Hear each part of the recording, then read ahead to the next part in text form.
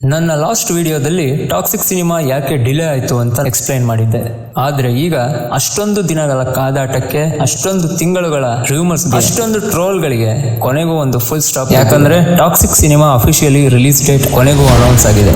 Rocking star Yash ಅವರ ಬಹುನಿರೀಕ್ಷಿತ toxic cinema ಈಗ ಅಧಿಕೃತವಾಗಿ ಆಗಸ್ಟ್ 26, 2026 ವಿಶ್ವದಾದ್ಯಂತ ಬಿಡುಗಡೆಯಾಗಲಿದೆ. KGF ಚಾಪ್ಟರ್ 2 ರಿಲೀಸ್ ಆಗಿ ಈಗ 4 ವರ್ಷಗಳಿಗಿಂತ ಹೆಚ್ಚಾಗಿದೆ. 4 ವರ್ಷಗಳಲ್ಲಿ ಯಶ್ ಕೇವಲ ಒಂದು ಸಿನಿಮಾ ಕೂಡ ರಿಲೀಸ್ ಮಾಡಿಲ್ಲ.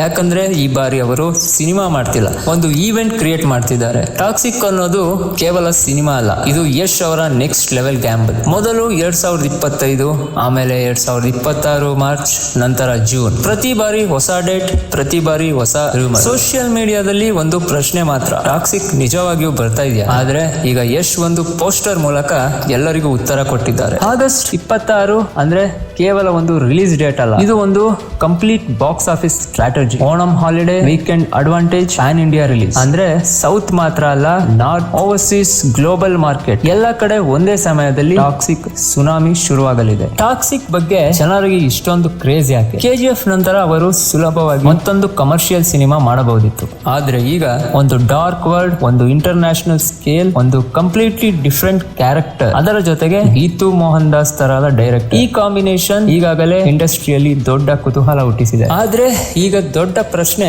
ಈ 4 ವರ್ಷದ ಕಾದಾಟಕ್ಕೆ ಟಾಕ್ಸಿಕ್ ನ್ಯಾಯ ಕೊಡುತ್ತಾ? KGF ಹೈಪ್ ಅನ್ನು ಮೀರಿಸುತ್ತಾ? ಇಂಡಿಯನ್ ಸಿನಿಮಾದ ನೆಕ್ಸ್ಟ್ ಬೆಂಚ್ ಮಾರ್ಕ್ ಆಗುತ್ತಾ?